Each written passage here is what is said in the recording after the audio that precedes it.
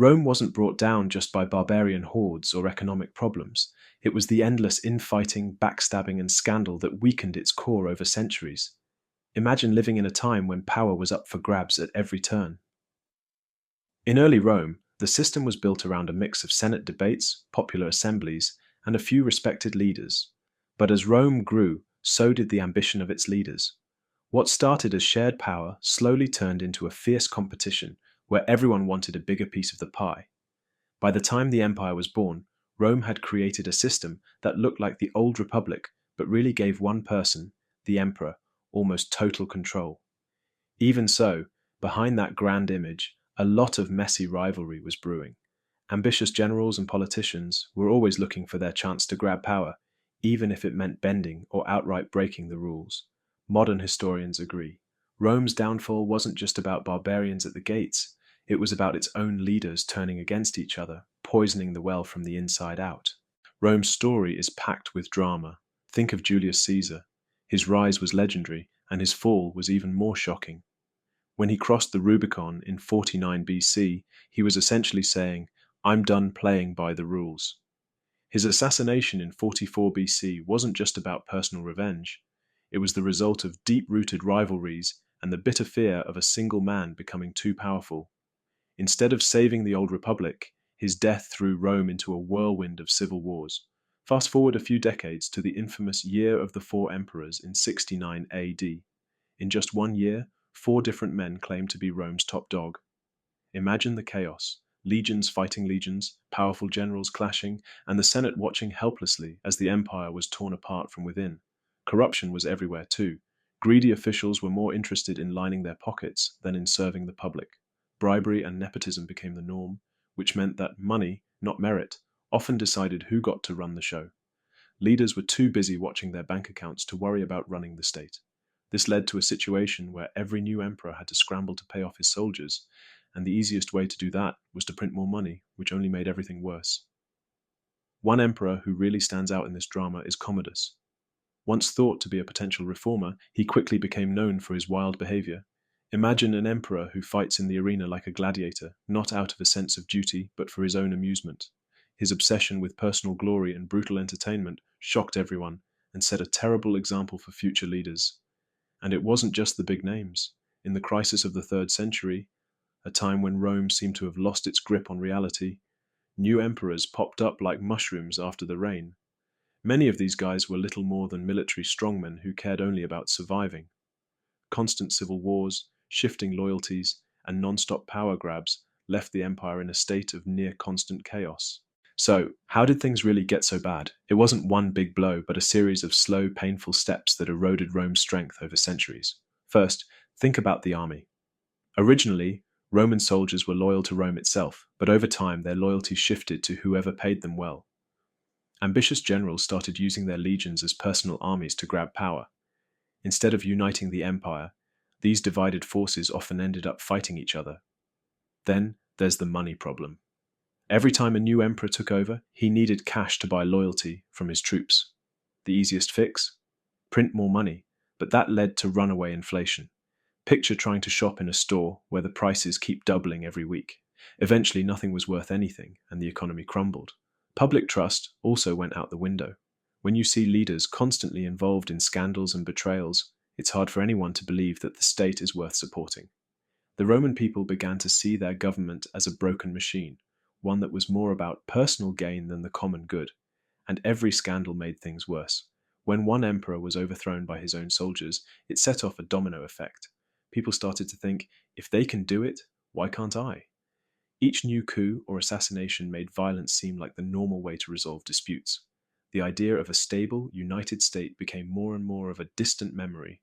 One of the most dramatic ways Rome tried to deal with its internal problems was through damnatio memoriae, a fancy way of saying, let's pretend this person never existed. When an emperor fell out of favor, the Senate would sometimes order that his name be erased from all public records, his statues defaced, and even his coins melted down. But trying to erase history only shows just how deep the wounds were. Let's dive into some of the stories that really capture the drama of Rome's internal collapse. Julius Caesar and the end of the Republic. Caesar's rise was nothing short of cinematic. He built a reputation on brilliant military victories and bold decisions, like when he crossed the Rubicon, a point of no return that turned him from a respected general into a declared rebel. His dramatic assassination in 44 BC, meant to restore freedom, only plunged Rome into chaos. Instead of a smooth transition back to a republic, his death unleashed a series of bloody civil wars that forever ended the old system. The Year of the Four Emperors. After Nero's fall, Rome didn't just have one new leader, it had four in a single year. This wild period was a free-for-all where powerful generals, each backed by their own armies, fought for control. The Senate, which once was the guardian of Roman values, was reduced to a silent observer. This year of madness highlighted the deep divisions and the constant thirst for power that were eating away at the empire. Commodus, the emperor who lived for show. Commodus is often remembered as the poster child for decadence in Rome. Instead of ruling responsibly, he turned the imperial office into a personal stage for his own amusement. His love for gladiatorial games wasn't about courage or honor, it was about feeding his ego. His reign was marked by cruelty and excess, and he left behind a legacy of moral decay that would haunt Rome for years. The crisis of the 3rd century. Imagine a time when more than 20 men claimed to be the rightful emperor, with new rulers popping up almost every year. That's the crisis of the 3rd century, a period so chaotic that the empire split into 3 separate states at one point. Emperors were being overthrown left and right, often by the soldiers who once vowed to protect Rome.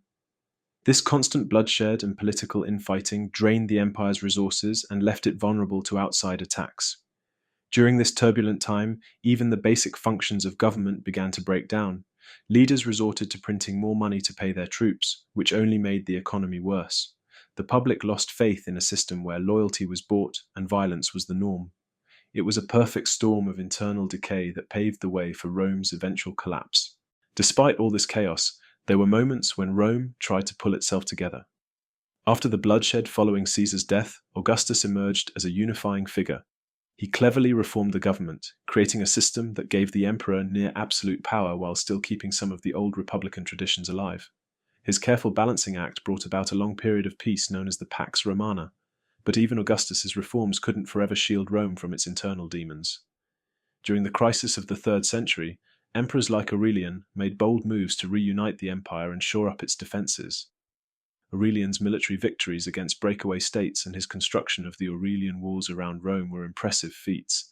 Yet these efforts were more like band-aids on a much deeper wound. The constant cycle of infighting and corruption had already taken a toll on the state's core. What's truly fascinating is how Rome's legacy endured despite its collapse. While the Western Empire eventually fell in 476 AD, the Eastern Roman, or Byzantine, Empire continued for nearly 1,000 years. The laws, culture, and administrative systems of Rome lived on, influencing the development of Western civilization for centuries to come. Rome's tragic story teaches us a powerful lesson. Even the mightiest empires can fall when internal decay sets in. When leaders care more about their own power than the well-being of the state, when corruption goes unchecked, and when public trust evaporates, the foundation of a society crumbles from within. By reflecting on these events, we not only learn about the past, but also gain valuable insights into how modern states can avoid a similar fate. Strong, ethical leadership, accountable institutions, and the trust of the people are the bedrock of any lasting civilization. Thanks for joining us on this journey through the collapse of Rome from within. If you enjoyed this exploration of political intrigue and ancient drama, please hit that like button, subscribe for more history deep dives, and share your thoughts in the comments below. What lessons do you think modern societies can learn from Rome's fall?